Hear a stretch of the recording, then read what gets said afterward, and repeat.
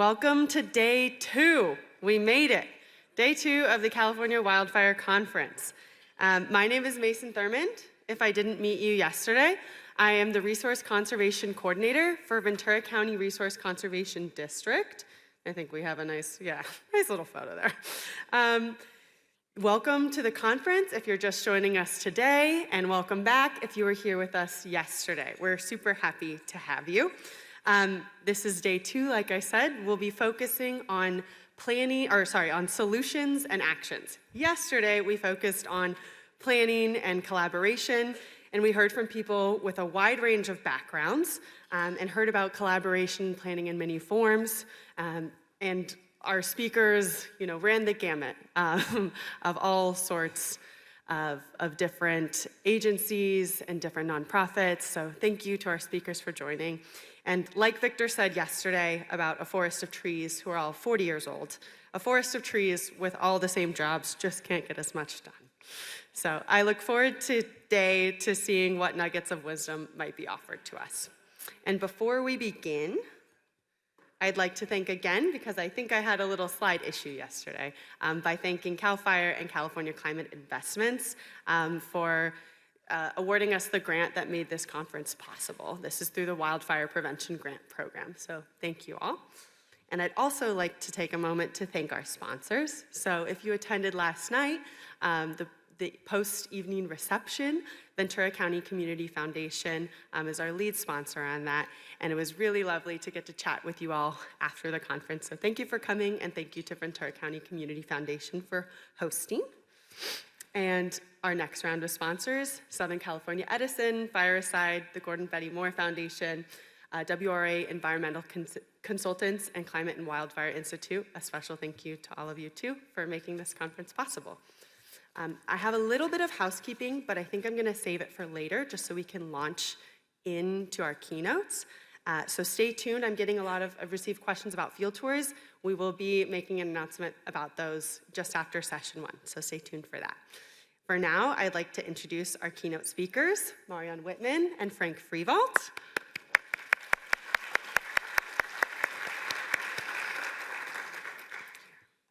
Here. Oh, see, I'm trying to stay on track today. So our first keynote speaker is Marion Wittmann, a program officer in the Gordon Betty Moore Foundation's Wildfire Resilience Initiative, where she works on implementation and adaptive management of the foundation's strategies and grant making to achieve healthy, fire-adapted ecosystems and resilient fire-prone communities by reducing the threat of severe wildfires and enabling beneficial fire. Prior to joining the foundation, Marion was the executive director of the University of California, Santa Barbara's Natural Reserve System, stewarding nearly 60,000 acres of California's land, supporting science, conservation, safety, and wildfire resilience and habitats ranging from the Channel Islands all the way to the Sierra Nevada. Marion served as an American Association for the Advancement of Science Congressional Fellow in the United States Senate, and was a research professor at the University of Nevada, Reno. As a scientist, Marion has worked on collaborative research programs across the North American West, and the Great Lakes, and internationally in Central America as well, authoring over 25 peer-reviewed scientific articles in risk assessment, freshwater resource management, and environmental change. Marion is currently a member of California's AB 1757 Natural and Working Lands Expert Advisory Committee, supporting the state's carbon emissions reduction goals. Very impressive. Please welcome Marion Wittmann to the podium.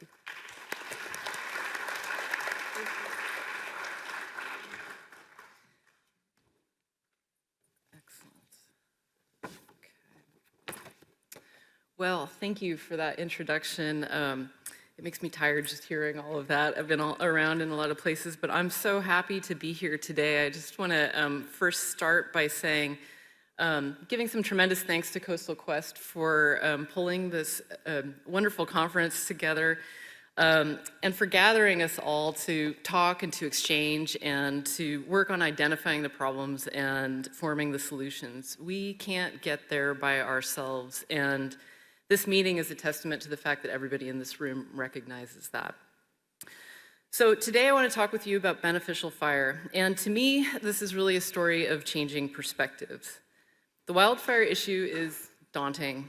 The latest research shows that by 2075, wildfire frequency and severity will be 30 to 50% greater than today in terms of burned area, heat intensity, and fire frequency. So we're constantly bombarded by new statistics, many of you which are experiencing these things directly. More of Canada has burned this year than ever has in the past. The East Coast has been covered in smoke like it never has before. Fire is moving between the built and natural environments with mechanisms that we've never quite seen before. These are not the kinds of records that we want to be reporting. Now is really an unprecedented time and maybe an opportunity to make some change. Wildfire takes place in the environment, but this is inherently a people problem. And we're only going to get through this, I think, if we change our style of thinking. So first, I wanted to share with you a little about myself. You heard some of my background just now, but I wanted to offer a confession and tell you that I'm a convert. And yes, I too, and not too long ago, was honestly afraid of fire. I had anxiety about it. I didn't really understand why fire on the landscape was needed if other less risky brands of fuel reduction could be used. I grew up in LA, I grew up in California.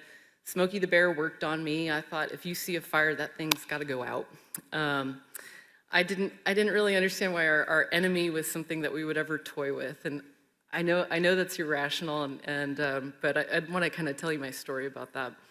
So before I came to the Moore Foundation as program officer for the Wildfire Resilience Initiative, I was executive director of the UC Santa Barbara Natural Reserve System, which is just up the road. These reserves are lands that are set aside for research and education, and most of them are embedded right in the middle of WUI zones. At Sedgwick Reserve in Santa Ynez Valley, again just up the road here, we established the first experimental prescribed burn program in the natural reserve system. And through this project, I learned a lot. One, I learned that there is so little understood about the practice of applied fire on the landscape in California's foothill ecosystems. There's not a lot of literature that was really published that focused on the outcomes of prescribed burn in these places and the interface with grazing and other aspects of it. This is an area where most of the catastrophic fires in California have been happening recently. So with a community approach and a targeted experimental design, not only could we understand more about our ecosystems with prescribed burn, but it also, and I think more importantly, offered a way for our community in the Santa Ynez Valley to come together and approach this wicked problem. The Prescribed Burn Research Program at Sedgwick Reserve is led by Frank Davis and of the LaCretz Research Center, but there is a huge group of people that are too long to list, but I want to name some of them now. Santa Barbara County Fire, CAL Fire, neighboring ranchers, neighboring landowners, the Santa Ynez Band of Chumash, nonprofit organizations, researchers, students, they were all part of this community. And learning and safety were really central to that partnership. Some of the benefits were really realized quickly from this prescribed burn research program. The stories I heard from ranchers, in the same season, that when fire was applied to the landscape, all of a sudden there was more water coming from their spring sources. You kind of take all those straws out and there's less drain and you've got more water to use. From the naturalists, I heard that there were more wildflowers the next spring, and this is a lovely thing to see, but also important for biodiversity. And really the point of the whole thing, the landowners were touting the benefits of the reduction of fuel loads out there, which is really what we were going for. And these are just the first observations that were made in a less than 5-year period. And all the while, the program is still in place to learn about the ecosystem level benefits these actions can have. And these benefits are real. And this project is why I became a convert, if you will. So now, turning back to fire, and let's start with California. Like in other systems, there's a legacy of fire suppression in California. Research has shown that before European American settlement, California, there was approximately 1.5 million acres of forest burned each year. And I've seen some estimates that go up to 3 million. I don't know exactly what that is, but those are the numbers that I'm seeing. That's a lot of fire that's happened in our ecosystems, and largely through lightning strikes, but also a good amount of indigenous burning taking place. Indigenous communities have been burning forests and landscapes for time immemorial, and they did it for many reasons, including creating hunting habitat for better line of sight, to promote wild foods that are super important, berries, oak acorns that can be ground up for food products. And then around the turn of the 20th century, with Euro-American settlement, the indigenous burning ceased. Also, around 1910 was when the big burn happened in Idaho, Montana, Wyoming. And this fire was huge. It was massive. It was about the size of the state of Connecticut. There were some 80 firefighters that had perished in this burn. There were about 10 civilians that had also died. A bunch of homes had burned. And this was really a wake-up call for the newly formed Forest Service at the time. With newly settled communities in need of timber supplies out west, wildfire was understood as essentially an immediate economic threat to the viability of the settlement enterprise out west. The 10 a.m. policy was established in 1935, asserting a new standard that wildfires should be suppressed by 10 a.m. the next day. So we were really good at suppressing fire. By the late 20th century in California, there was an average of 57,000 acres burned each year. That's a decrease of more than 96% compared to that 1.5 million number I said before. And if we go up to estimates of about 3 million acres per year, that's even more. So we're in a different time, though. The Forest Service has completely changed and embraced the idea of needing fire in our forests to maintain appropriate fuel loads. We also heard yesterday from Yana that up there in the North State, they're receiving less phone calls when a prescribed burn happens. You know, people are starting to understand kind of what the need and what the application, the benefits are. So it's a fundamentally different time today, but we're still dealing with this legacy. We've got fuel loads. This universal suppression led to a massive buildup of fuel and the unwanted impacts that go along with it. The fire suppression approach has perpetuated this, and what that means is that fire-dependent ecosystems have been deprived of a process that's essential to their function. As a result, wildfires across the country are burning far less area than they historically would have, but are more frequently burning at higher severity and in landscapes no longer adapted to fire sometimes. So dramatically increasing the amount of beneficial fire on our landscapes is essential. I think I'm probably speaking to the choir. But this is not an easy task. In the state of California, it has been estimated that between 10 and 30 million acres would benefit from some form of fuel reduction treatment. At present, approximately 125,000 of acres are being treated with prescribed burn each year, and the state has a target of reaching 400,000 acres per year by 2025. So there's a gap there that we need to address. So how can we change the way that we think about fire so that we can manage it better? So I'm very lucky to work with an extraordinary team at the Gordon and Betty Moore Foundation through its Wildfire Resilience Initiative, and this includes Jenny Biggs, Kate Dargan-Marquis, and Elise Ford, and many others. I'd like to talk with you a little bit right now about the approach and vision for the initiative, and then maybe end with some thoughts about where to go from there. So our approach with the Wildfire Resilience Initiative is for wildfire resilience in Western North America, where beneficial fire is the dominant contributor to annual area burned by 2075. The outcome for this vision is healthy fire-adapted ecosystems and resilient fire-prone communities. And to achieve this, we have largely three goals. One, called early fire interventions, and this targets the reduction of extreme wildfire and enabling of beneficial fire through improved and integrated early detection, assessment, and response. So imagine for that any fire that occurred in the Western United States at any given moment, within 15 minutes of ignition, you knew how hot that fire was burning, where it is, and constantly and in real time. To achieve this represents a major way in in a change in how we can think about managing fire for severity. Second, resilient fire-prone communities. This is intended to decrease communities' fire disaster risk through implemented mitigations. And the target here are indicators that property loss will have stabilized through risk mitigations sufficient enough to disrupt pathways. And the third goal is healthy fire-adapted ecosystems, with a goal to reduce ecosystem vulnerability through improved stewardship.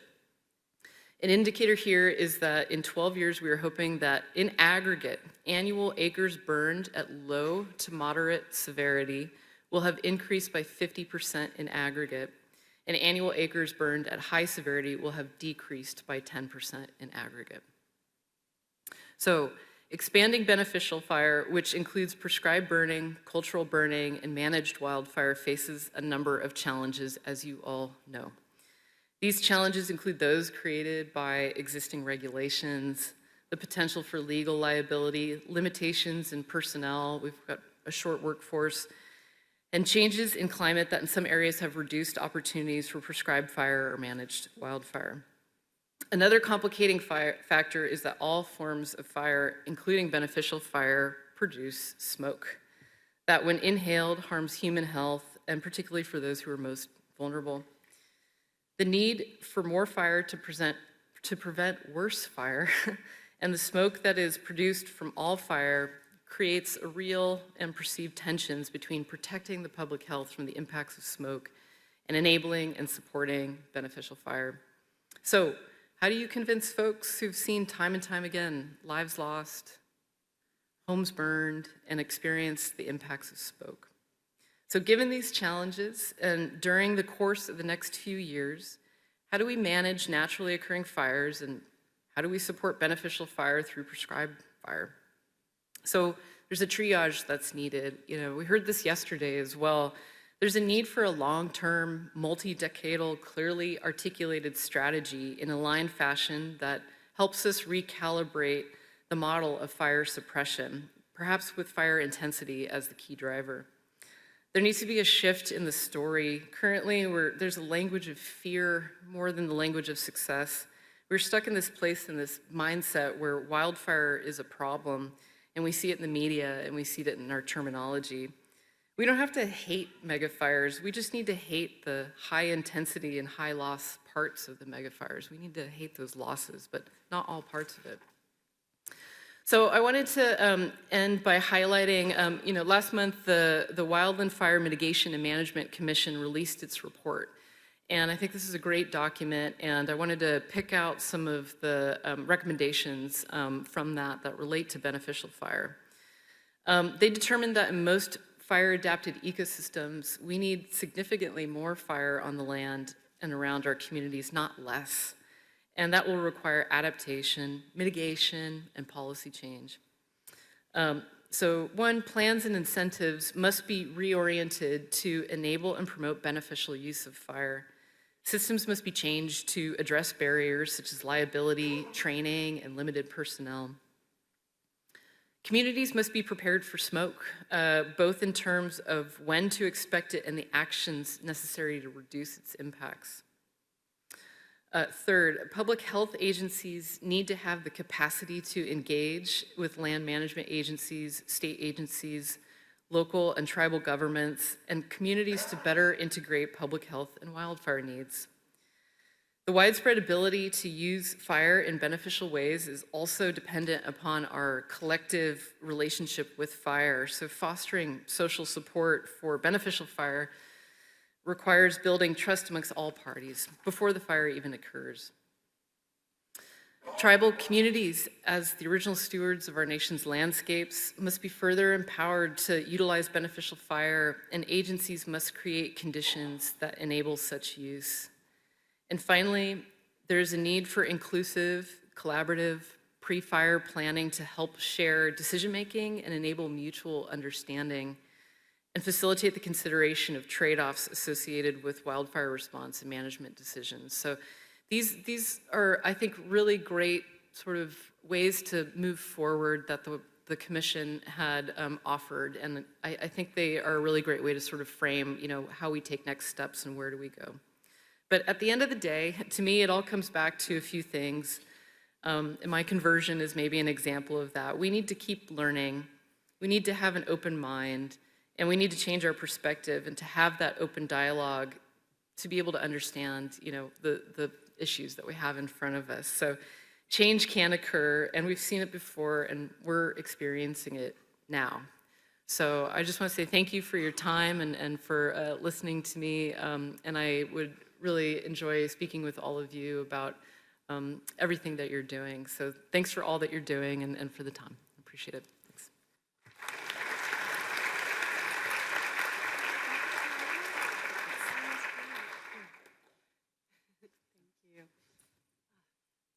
Thank you so much, Marion, for a wonderful speech. As an advocate for beneficial fire here in Ventura County, it's very heartening to hear that we have advocacy on a higher level as well. So thank you for that. Our next speaker is retired Chief Frank Frievalt, Director of the Wildland Urban Interface Fire Institute at Cal Poly. Frank has served since 1979 with special district, city, county, state, and federal fire agencies in roles from firefighter all the way to fire chief. He also holds a master's from Oklahoma State University in Fire and Emergency Management Administration, and currently serves as the director of, again, the WUI Fire Institute at Cal Poly San Luis Obispo.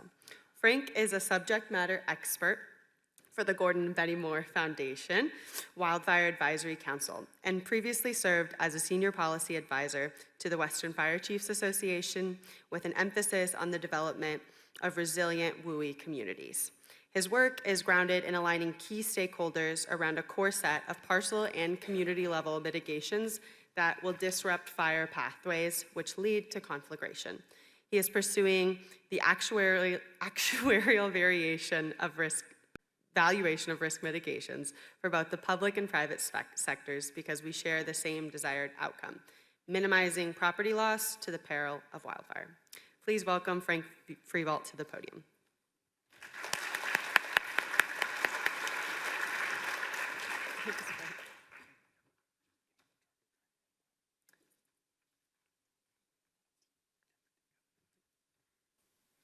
Good morning. I have to ask a quick question. How many of you know Bob Roper? Just show of hands. Yeah, Bob should be the one who's here. But if you know Bob, it's not surprising that he's too busy doing the real work just off stage to be here. He had some extended duties from the Wildfire Commission work he was doing, and so I'm going to try to do him right today, and especially because he spent so much time here in Ventura, as many of you know. So he really did some yeoman's work here, and I've enjoyed working with him the past few years. All right. So a quick moment of humility for me, just like Marion said, she's a recent convert. I want to be clear what I share today. I'm a really late arrival to this discussion, probably not till really probably 2012, 13. Did I really feel like what I was experiencing out in the field was truly different, not just a one-off here or there. And earlier in our careers, right, your head's down, you're not thinking the big thoughts. But it really wasn't until then that I feel like I understood things were changing in a way that was really not going to go back in the box for us. And so I want to spend a little time today on our theme, which is solutions. This is a way. Some colleagues and I are approaching this. It's not the way. We'll need a lot of different approaches based on the needs of communities and the time and space that we're trying to fit them in. I really enjoyed the comments yesterday, Victor, when there was a lot of things you said, but what a great accent, right? I wish I had an accent. But when you said that the healthy ecosystem was the economy, like that really hit for me. Because as I'll mention later, we have two clocks ticking right now. One's economic and one's environmental. And really taking care of the healthy ecosystems, which is one part of the Gordon Betty Moore Foundation focus, That's the primary thing. The work that my colleagues and I are doing, if we totally crush it, and we can intentionally show that we can not burn down communities from wildfire or prescribed fire, ignition irrelevant. Honestly, if we really pull that off, it only enables a much more important part of this, and that is getting healthy fire back on the landscape at scale. Because that'll never happen politically until we can demonstrate that. And so what I'm going to share today is a little bit of the background there. I heard the great lead-in that Chief Berlant gave yesterday when he just slid out the alignment word. I think it was probably 5 or 6 years ago. It was the first time, actually Bob Roper and I met with you and your staff, and we started looking at how we could be working towards the same outcome. So we've been at this a while. And then my last takeaway from yesterday before we dive in was I had a chance to speak with Alan Salazar at the break in the back. And I came away with the conclusion that I'm probably getting old enough to be an elder, but not wise enough. There's a lot done yesterday. All right, a little bit about the title, Take a Little, Leave a Little. At the risk of getting a little too in the weeds, I realize that a lot of what's happening in the discussions now is we're looking at this task and realizing how huge it really is. And it's huge. We're going to be at this for 5 decades if we do it right. And I can remember back the first time I was being trained on how to cut hand line. And for those of you that are not familiar with it, you've got parts of fires you can't drive to or you can't completely suppress in any other way than just a bunch of people lining up with some tools designed for different parts of line construction, and you pull away vegetation until you get to soil that doesn't burn. And the hardest part of that is when you get started, because you may have 20 people in a line on a road and they're all stacked up waiting to get moving. And I remember being that second or third person in line. And of course, as soon as I got there, I started working like crazy. And somebody said, hey, take a little, leave a little, right?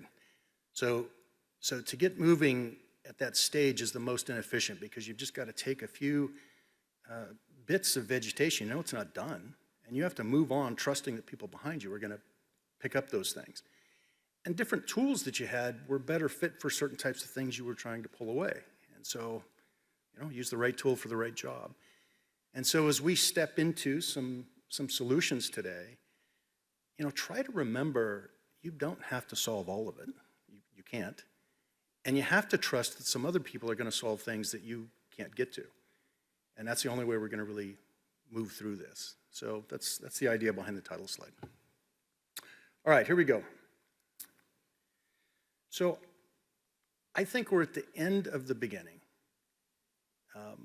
We've sort of gotten through this idea of, is there a problem? Yes, there's a problem.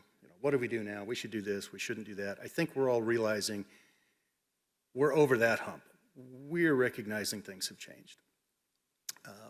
Marion and I were talking before we got started this morning about we're starting to hear language that's the same in different places that we're going. We're starting to use a more similar vocabulary than we used to, and I think that's a good thing. But there's a couple things out there. I want to be really clear. Without our permission, there are 2 calamities unfolding. And one of them is environmental and one of them is economic. We will talk a little bit about the science this morning on, what do we project? And projections are always a little bit scary, but if you go back to we've got these 10 standard firefighting orders that have aged pretty well over the years. And one of them is base all your actions on current and expected conditions. And if we're really going to look at forecasting, we've got some changes in our future. They're significant. But in addition to that, we have some economic ones. You'll hear from Roy Wright later. I've learned a lot from Roy the last few years. He's been giving you a lot of free tutoring on the complexities of the insurance industry. And Tammy Schwartz, I don't know if Tammy's here this morning. She was the first person that introduced me to the necessity for fire chiefs understanding what actuaries do. I couldn't spell actuary. In fact, on a quiz, I might still not get it. But those things are coming without our permission. And the other thing it means is that, I'd see if this resonates with anybody. I don't think we're done grieving about how it used to be versus what's coming. And I think we're going through our own little versions of grieving and loss. Sometimes we see it with our community members, sometimes we see it with ourselves in meetings. And it's okay to acknowledge that. And at the same time, most of us here, as I listen to it, most of you are here as stewards in some way or another, in a nonprofit, in a government role. Other people are trusting most of us in this room to make good decisions on their behalf. Most of you are in some kind of leadership positions. And what that means is, in this case, we'll have to keep moving even though people are uncomfortable. And if all we do is move at the pace that they're comfortable at, we do them a grave disservice. So I know that's maybe not pleasant. Sometimes I've been told I'm the bearer of bad news too soon. But this is what's here in front of us. So let's dig in today, take a little, leave a little, and we're going to discuss one way some colleagues and I are looking at this. I think the only thing we're doing that's maybe unique is we're starting from the parcel and we're working backwards to a lot of the work that you were doing. As a local chief, spent most of my time, obviously I was in some different layers, but when I really got into local government, what I realized in this issue is there was a disconnect at the last mile. And that's the gap that my colleagues and I set out to close. All right, here we go. So one, we're responding to unprecedented levels of loss. The whole reason we're having this discussion is conflagration levels of loss. We've always had fire in the landscape. As long as there have been people with houses, we've lost homes, but not at the level that we have been lately. So all of this effort, this political attention, this almost an embarrassment of riches between federal funding, philanthropic funding, venture capital funding, we've almost got too much money to know how to use it intelligently. I like to call it, we're in academic research and policy VFib right now. There's a ton of activity, and yet looking at how strategically aligned is it? Do we have an effective heartbeat there yet? I'm not sure that we do. There's parts of it. We're getting close. So, just if you look at these 2 decades, right, the difference between 99 and 09 to 210 to 220, almost a 250% increase in structures destroyed. And as interesting as that is, this next one is also, you think about it, it's kind of a rational dot to connect. The density of structures being lost per unit area, getting burned, is going up as well. And so even with that, oddly enough, why now? What's changing? Well, as we heard yesterday in a number of the speeches, really kind of 3 things. Significant increase in fuel loading, the development, density and amount. This especially really heated up or increased after the Second World War, if you really look at when that really started. So we've been at this a while. And then increasing vapor pressure deficit. I'll use words, don't mistake me for being any smarter than some of the words that I use, but this to me is the real core thing I can grab onto when someone says climate change. It makes sense to me on a lot of levels, that as the atmosphere warms, it can just simply hold more water. And so as that happens, essentially the variations off the norm in our weather just get bigger. We're used to changes like this, but as that atmosphere warms, when it's drier, because the atmosphere can hold more water and it doesn't get down to the ground, it can be drier longer. And when that sponge finally lets go, there can be quite a bit more water that comes out of it. And so we're seeing and will see more extremes in the weather. And it has a lot to do with vapor pressure deficit. Quick snapshots here. Chief Blanche showed a beautiful picture of the Yosemite Valley, or a little lower, right? We're seeing that pristine, the lake, and it's just gorgeous. But a little higher up, you look at these 2 pictures and you talk about accumulation of fuel. You can see the difference over time. This is 1892 until 2011 or something in here. And that increase in fuel load is happening everywhere.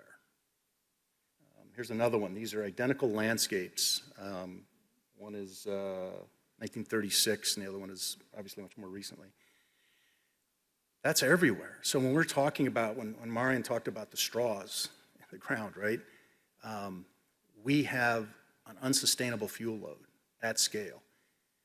And there's really only one path forward that reduces that, and it is going to involve fire. There's no commercially viable way to do that reduction. And so our choices going forward, I want to make sure we don't pursue false choices. Fire is in our future, and smoke is in our future. And it's not going to ask our permission.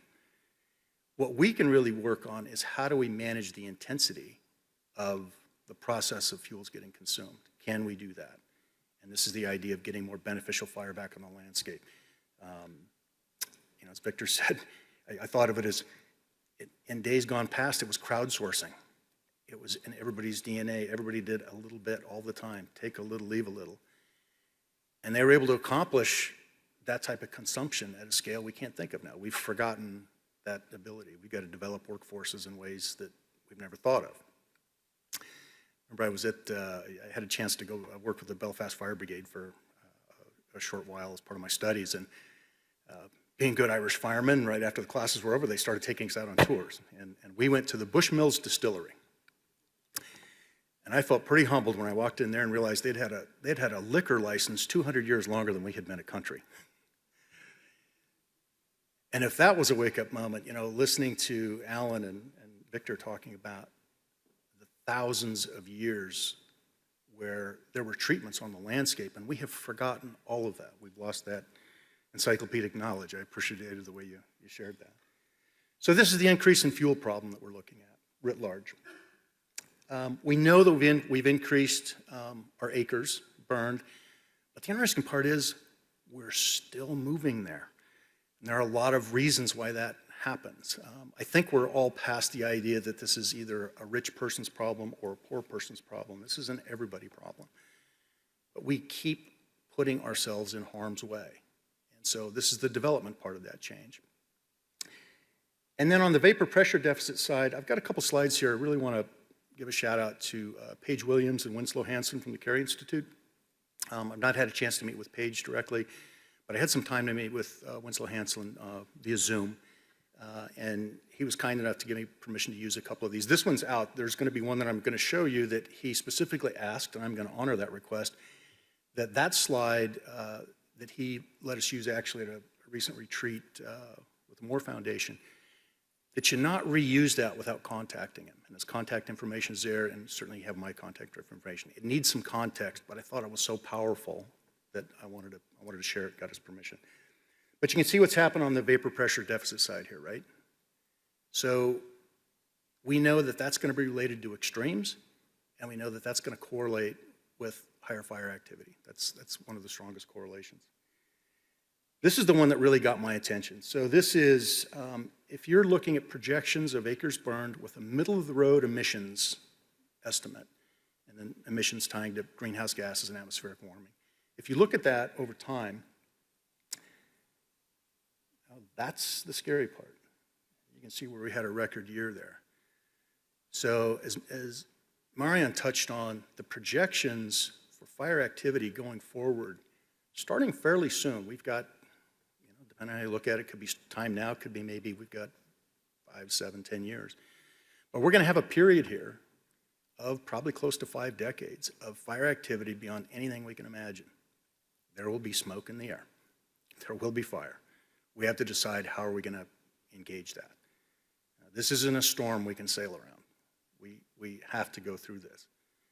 So how are we going to do that? So disconnect and understanding wildfire risk. This is probably this is the way I got started on this. I was while I was the chief at Mammoth Lakes, I had a couple who had done all of the defensible space things we had asked them, and we did their inspection, and it was beautiful. 2 thumbs up, gold stars, great job, thank you. And later in the same week, they called me up, and they said, Chief, I just got a notice that I'm not going to be renewed on my fire insurance for the same thing that you gave me gold stars for. How can that be? Real quick, just show of hands. Have anybody had insurance non-renewal issues? Know anybody? Okay, stick around. There'll be more hands going up. Maybe soon. So I, the supposed fire professional, could not answer that question. And that really bugged me. I'm supposed to know these things.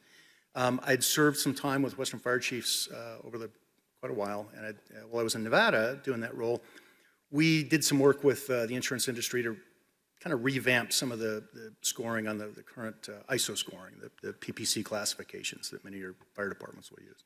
So I thought, well, fire service, insurance, we can figure this out. So I made some phone calls, and it was the wrong day to make the call because this issue was blowing up in a lot of other states. And because I was the first one to call and use the word insurance, they labeled, okay, expert, this is your job now. So this started my education in this linkage. But what we realized was property owners were getting, I don't necessarily want to say conflicting, although at the time it was, but they were getting inconsistent direction on what they needed to do. And so this idea of alignment, right, that if they listened to California Department of Insurance, they would get a certain heading on what they should be doing.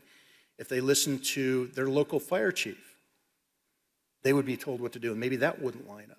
They could get a non-renewal from their insurance carrier.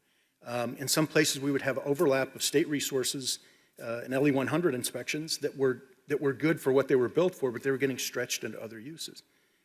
And so we realized we had better get the property owners, who are the people that probably need to do the bulk of the work. There's certainly a lot of support that we can and should provide in that space. But these are all people, I think it was Yana maybe yesterday was talking about. People are going to work. They're getting kids to school. They're, taking maybe care of elderly parents. They might be working 2 or 3 jobs. Nobody has a ton of extra time to go out and do a bunch of work that they're not sure is actually going to work on that hot, dry evening or afternoon. And then certainly if it's not, they're going to be dropped from their insurance, right? So we have to figure out a way to get that aligned. So that's really what got me going down this road. The reason legacy systems won't work, and this is a big issue, all of us, I'll start with me, we all had a norm in our mind before we got here, where we're at now. And whether it's legacy data systems, legacy modeling systems, legacy ways we measured risk and thought about it, for the reasons we discussed here, those 3 changes, the future is different than the past. And so looking at the past to predict the future loses utility pretty quickly. And so we need to think about how we're going to go about this differently. If you borrow an example from the sciences, we've had oceanographic sciences and terrestrial sciences a lot longer than we've had coastal sciences. Why is that? Well, it took us a while to figure out that there were complexities at this coastline area that couldn't be explained by extensions of oceanographic studies and sciences into the landscape or terrestrial sciences into the coastline.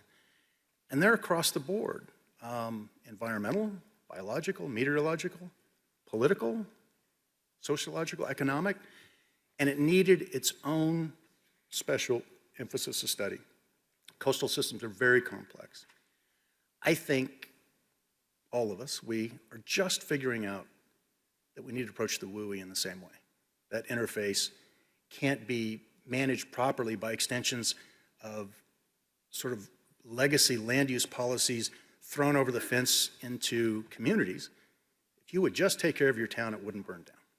And we can't have urban planners looking over the fence saying, if you would just manage your lands, you wouldn't burn our communities down. We need to stop all that. We have got to deal with this as a system. And even though we will always need emergency response suppression resources, because we have, as we've shown, a lot of fire coming our way.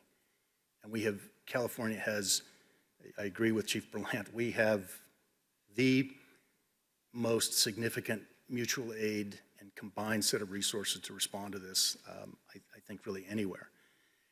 And yet, we won't be able to suppress our way out of this. We have a very strong regulatory system in California, and for consumer advocate groups, I think they can feel very good about how much they have lobbied to protect clients in that system. And yet we can't regulate our way out of this. In fact, it may be that almost the same way that we've suppressed fire, and we've got an accumulated risk, we may have suppressed pricing to be too separated from the risk that we have. And lastly, we can't price our way out of this. If we were able to do any of those things, we would have pretty well gone down the road. If we get closer to pricing risk as it exists on the ground, we'll start to see some other cascading effects because those costs will go so high, and I'll cover some of those in a few minutes. So, moving forward, we can't suppress, we can't regulate, and we can't price our way out of this. We've got to do something else, and the way to do that is mitigation. So, the first time I really started unwinding this, I looked at it this way. I know for sure that all the stakeholders wanted the same thing. We don't want any property loss to wildfire. I mean, I think I can get a table slap on that one, right? Okay. So I'm going to put the new environment, new construction over here for a bit. I'm focused really on the existing inventory, because depending on who you read, I've heard as little as maybe 44, 45,000, I think that's out of, or 45 million, I think that's out of fire adapted communities, on up to 80 million, but we have a lot of existing properties in fire-prone areas just in the US. And so that existing inventory is something we need to focus on, time now. And the way you would go about those, right, we talked about all of them, retroactive hardening on the structure itself, parcel mitigation, and then community mitigation beyond that, which is a little more tricky. We'll unwind that one a little bit in a minute. But that's not where we went to when we realized we had a problem. We went straight to policy changes, because those were the levers that were, somebody's got authority to start pushing levers around. So we started changing policy descriptions. Real quick, around the room, just a few of you, give me a one-word adjective to describe the kinds of fire activity we're seeing. One-word adjective. Come on, here we go. What's that? Intense. What's that? Unprecedented. Accelerated. I like it. Excessive. Okay. Until we start using those kinds of adjectives on the problems, the solutions to the problems that we're going to face, until the solutions we bring forward are so abnormal off the norm to match what's happening on the ground, we are not going to change outcomes. So our first reaction in this was to go start pushing on things we were familiar with in an area that's unprecedented, accelerated, unsustainable. And so what we've been trying to do is get the people in policy positions to understand, wait a minute, until conditions on the ground at the parcel level change at scale, the outcomes won't change. Move all the policy levers you want, but if the conditions on the ground around the structure don't change, we'll continue to have the losses and we'll accelerate. And I think that's my view of starting from the parcel and working backwards. So with that in mind, then we realized that we had to get this strategic alignment, back to Chief Berlant's word from yesterday, around a core set of mitigations that matter. Right now, the ones I'm pointing at are the IBHS Wildfire Prepared Home parcel level mitigations. Those have, I think, the best science behind them, and they're the best understood. They've done a really good job simplifying those out in a way that we can understand them. As we have more research and time behind us, and unfortunately we will have more conflagrations, we'll learn more, and we should adapt. We should not be stuck on a single answer. We should be stuck on a process that gets us the best answers over time. But my concern is, unless we do this, unless we get alignment behind this, we will fail our job in stewardship, and we will be pushing these outcomes longer than they need to happen. And so we have to start getting aligned behind a core message so the property owners understand what it is they need to do, and we need to help them get there.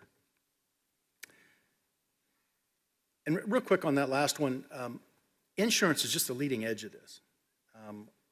We could have situations where lending starts to become an issue. Anybody tried to buy a house lately? I did. one of the first questions they asked, before they got to the credit part of my loan, do you have insurance? Can you get insurance for this property? Have you called anybody? Right? And as that starts to become less available or less affordable, the idea of lending, because there was always an assumption we'd have fire insurance, may not be as firm as it was. And you can let your imaginations wander down the road and see where that goes. So the way ahead, the Wildfire Resilience Initiative, as Marion pointed out, 2 real key areas: healthy ecosystems, resilient communities. On that council, I focused on the resilient community side with, we had some brilliant people. It was just an honor to work with them. So that's the focus. For the Cal Poly Fire Institute, our mission's pretty simple: help create the most fire resilient communities in the world. And the way that we're looking at that is what I'm going to cover for the balance of our presentation. Is it's a way to disrupt fire pathways, stop the sequence of conflagration. So you've heard me say we a lot, and there is no actual formal woo-wee-wee. You know, who would do such a thing? But I did feel it was important to share with you some people that have been closely working with us on this particular item. We obviously have a ton of people that are involved as well, and they're working in different special areas, and we're working alongside them. So it's certainly more than this, but I wanted to give you an idea of who else really that we've been at this with for a while. And there are some really close collaborators. I mentioned the work at IBHS that they're doing. We've been in discussions following your work, and they're actually supporting some of the work that we're doing now. So there are a lot of other people involved. But these are the ones, so if you understand, we're not just cooking something up in our closet, right? And essentially, we're aligning multiple stakeholders, which sounds simple, but is pretty hard. We're going to work on the pathways, disrupting those that I'm mentioning here.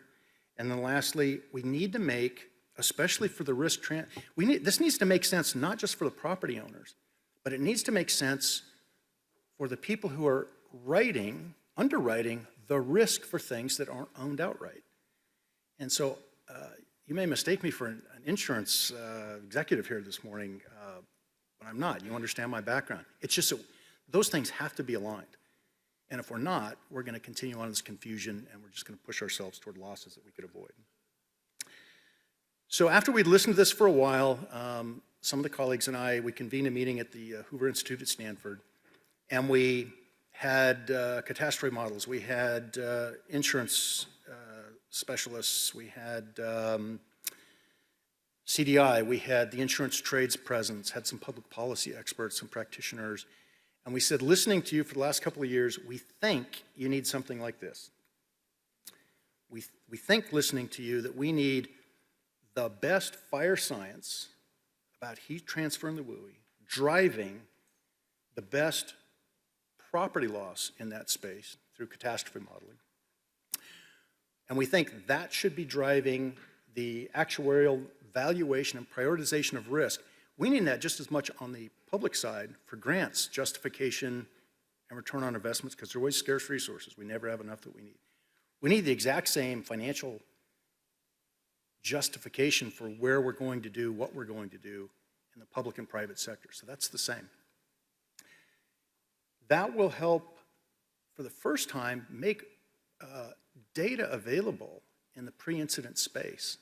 I'll explain how we would do that. But if we could collect exquisite data at the parcel level around each structure annually, because that's how you do it your insurance, I can tell you, being in the fire service a long time, we never get to every property annually. It's a fraction of that. And a lot of times it's with some 20 or 22-year-old person who's out there telling a homeowner who's maybe equipped with some of your background, who's not, you know, that have your professional experience, but may not the buy-in that we do, and they get crushed. You know. And then there's, you know, maybe they don't catch everything just correctly. We have to be able to collect this data at scale, frequently, little or no cost, and have it be highly verifiable. But when we have that, you know, right now, if I called up and asked for, you know, a few strike teams from CAL FIRE to come up and help us out at Mammoth, they could come from anywhere. Some of them may have never set foot in the, you know, in the community, And when they get there, I may not shake their hand. I may just wave them through. Say, please go to the big glow in the back of the community that they've never seen before. But if we could start making this kind of data available to the responders as well, about the various mitigations that are available at the parcel level, they start to have situational awareness that will make them a lot more efficient and certainly make them a lot more safe. We've got a responsibility to get those folks home safely. And so then we can use that information during the incidents. But here's where the real magic happens. In post-fire reconstruction, some of the best work, there are post-fire teams that are starting to come in that we never had before. And so that's a whole new area of analysis that we're getting. But if we could have in post-fire analysis an exquisite understanding of the mitigations that were present or absent at each of the structures in that community and start to understand how they survived or didn't survive. And structures in wildfire kind of come in two flavors for the most part. You're not going to see a lot of damage. You're going to see didn't burn or destroyed. If it's been damaged, it usually means somebody was doing some kind of intervention there. It could be a homeowner, it could be a firefighter. But they usually fall in those two categories. And when we have that, then we close that circle, that Kaizen, that continuous improvement cycle to redefine the best science. And when we got at the group there, kind of surprised me. They said, yes, that's what we need. I'm thinking, great. And we can't do it. Well, why is that? Well, what they said was, we don't have any core mitigations that matter. And so what I've got as shorthand is hazard mitigation methodology from NIST. There's some really good work there. There's obviously the Safer from Wildfire guidelines that the CDI recently put out. And there's the Safer from Wildfire parcel level mitigations that I pointed to are the ones that I'm pointing at. And those are the ones that right now we're using. And then they said we don't have any historic claims data against those mitigations. Essentially, they'd be going on face. Remember how I said legacy systems aren't going to get us there? Right, so for the people writing the check, they've got to figure out how do I get some faith in this. So we realized we would have to do a data pilot that would do these things and at least start to see, can you plug these into models in ways that make sense to you? We're working on a project in Rancho Mission Viejo, where we're, for the first time, pulling some of these things together to see if it's even plausible for the risk transfer industries to see and recognize those things, and I'll talk about the pathways in a minute that are involved there. And then we can close that loop. That set us up for 5 work streams that we had to do. We had to have a core set of mitigations that matter, which I mentioned right now, we're using the IBHS ones. We have to have a structure-to-structure spread model. I'm going to share one here in a few minutes. We don't have one, at least not one that I'm aware of. The ones that I am aware of that do predict or project fire spread where structures are the primary fuel type, the ones I'm aware of are using essentially a timber blowdown slash model because they're high intensity, slow moving, and use that out of existing vegetation models. It's hard to mitigate a slash pile. And so, but there's work I'll share here that I think is the way forward on that. We need a WUI response rating. It's odd, but on the modeling side, I realized after we talked to that part of the professions that other than just counting pieces of equipment and maybe some other things, they couldn't differentiate Ventura fire from Santa Barbara, from Dreggs, Idaho, from, they didn't have a way to see what we know in the responder worlds are our strengths and our warts and weaknesses. And so another colleague and I spent some time, this is one we had to create from scratch, and that's getting vetted right now. But it has all those really uncomfortable things, right? We know that if we have a bunch of resources that work together, I'll borrow that strike team example that I called from CAL FIRE. If I bring in a bunch of resources that regularly work on the same landscape and they're from the same organization, that's highly efficient. So you've got 30 pieces of equipment and resources there.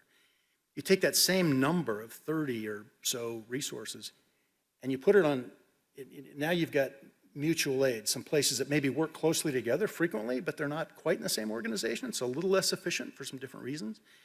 And then in the middle of a big fire siege, when you have what we call them a rainbow set of resources that are from everywhere, they got everybody's patch on them. They may have met for the first time. And They can also be effective, but you have to overcome some hurdles, communications, equipment, training, et cetera.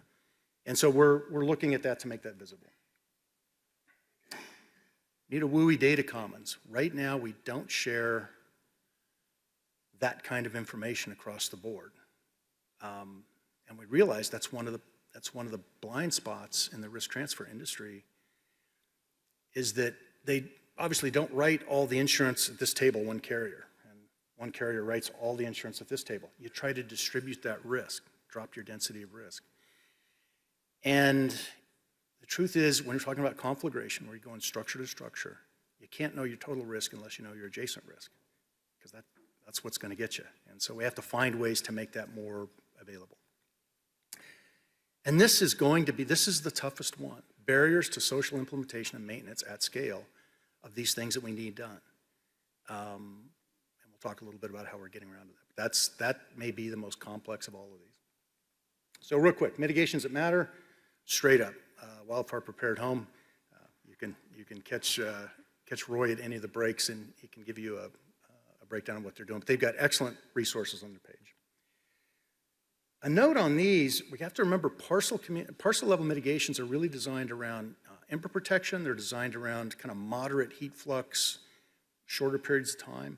Once we get into conflagration situations where you've got structures that are burning a long time at a really high heat flux, it overcomes that envelope of mitigation. So we need both parcel and community level mitigations. And we're still working on the community side. That's tough. I think some level of crowdsourced data collection. There are a number in the works. I've only got working knowledge on one, but some way that the homeowner can collect data in a way that can't be cheated on, because we all cheat. A way that that data can be collected, probably through video, used through AI. There's one I'm familiar with that's programmed to the IBHS mitigations to determine presence or absence from that video capture. That gets back a correction prescription to the property owner, but it also starts to populate a data commons, so that now that's a data layer as well that we can start to use in those other places on the response side and on the insurance side.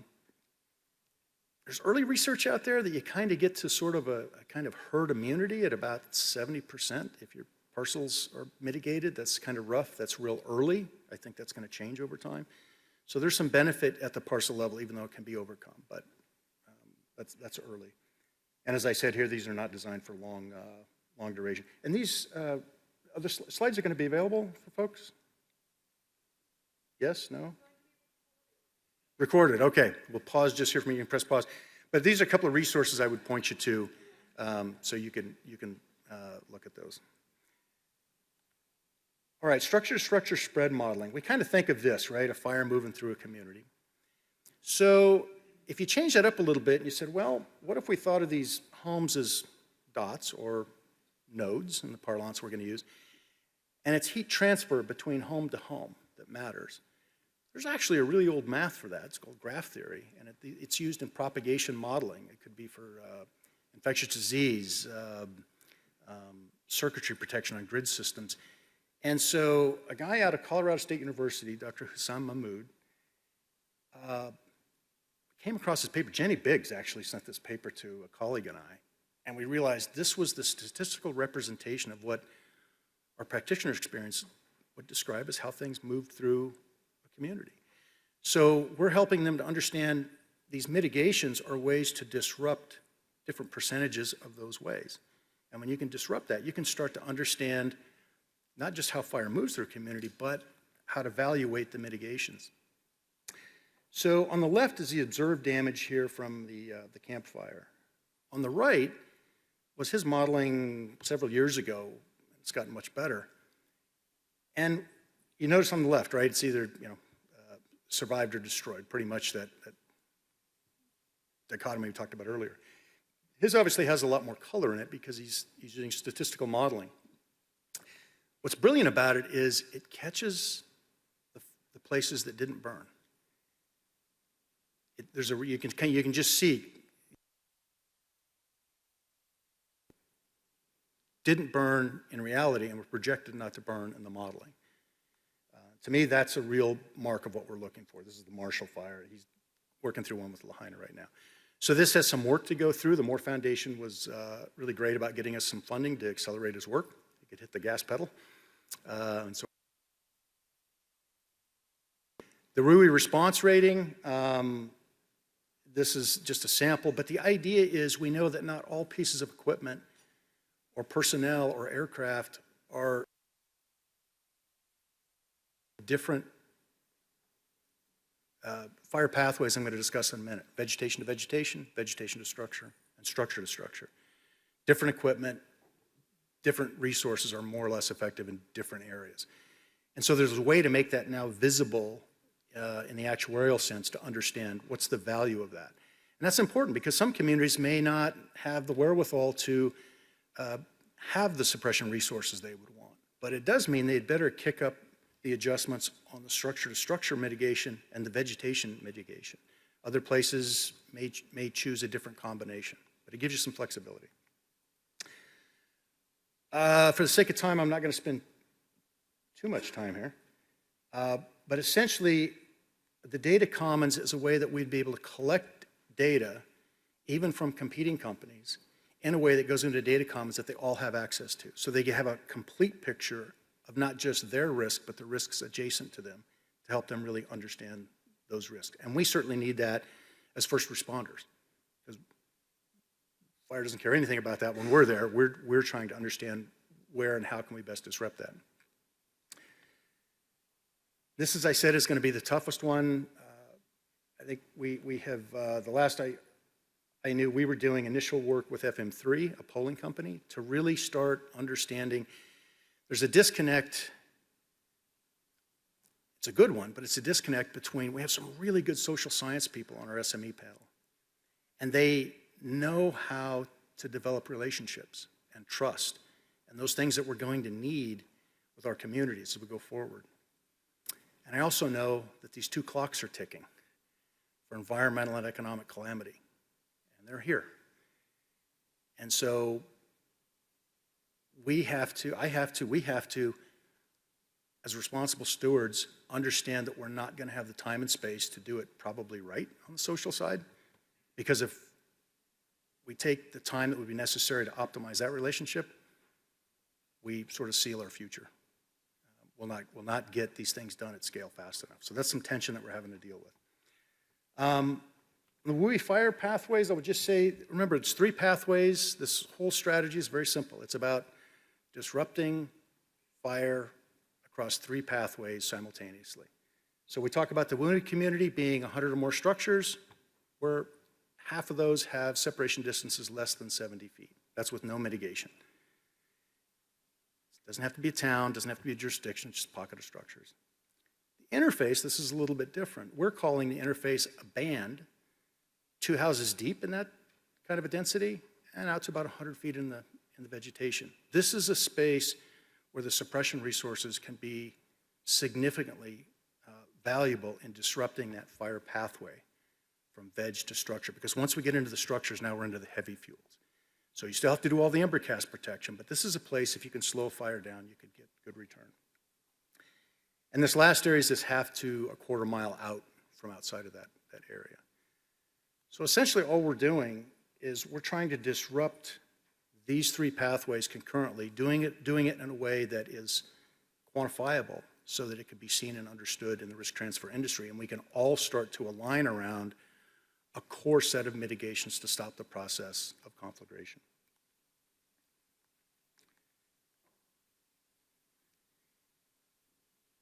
This is I'm going to kind of curtail this one a little bit. Essentially, when you think of flood protection around a community, we don't normally put an 8-foot wall around the whole community, right? We know where the water comes from, so you do catch basins. You do different types of mitigation for flood control.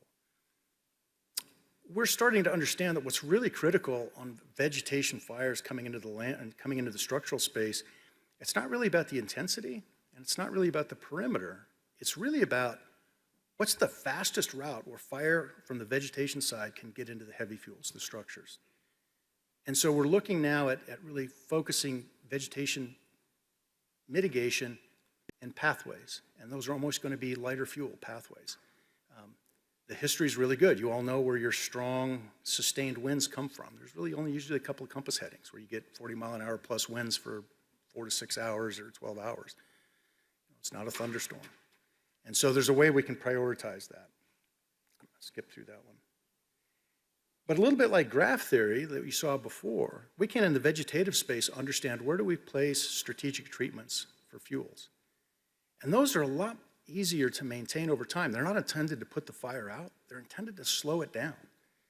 And if we can slow the advance of a fire, we improve the chances for evacuation, and we improve the chances to get limited initial attack resources to those areas that are going to be hit first. And if we can keep that transition at a 2 homes deep or more of burning, because I usually don't have much luck stopping it after that, then we have a chance to change that outcome for the better. So the Cliff Notes, as we wrap it up. Remember Cliff Notes? The who, I gave you the woo-wee-wee. Here's the lineup. Remember, there's more involved than that, but these are the folks really focusing on this part of the system I'm discussing today. The what we talked about, stakeholder alignment, getting to coordinated action to disrupt these 3 fire pathways concurrently, making that visible so that WUI communities can be seen and recognized for what they've done. And there's a lot of ways that's going to be important.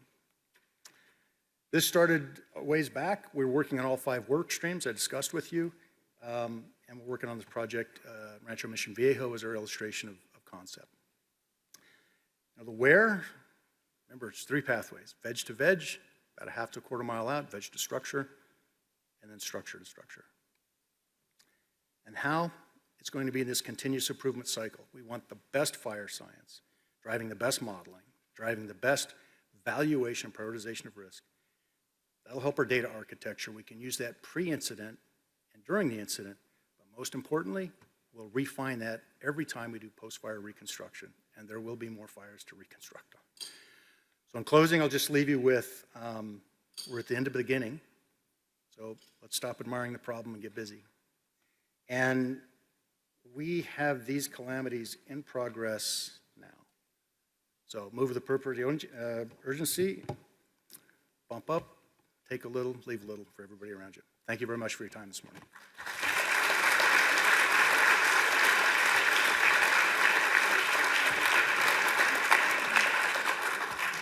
Okay. Well, thank you again, Frank and Marion. Those were both really wonderful presentations and a great way to ground in this morning. The message that we share with our communities, while critical, is obviously very difficult to navigate. How do we communicate the urgency of these issues, the data-backed, frightening future, while preserving hope, while making folks feel empowered and getting them engaged?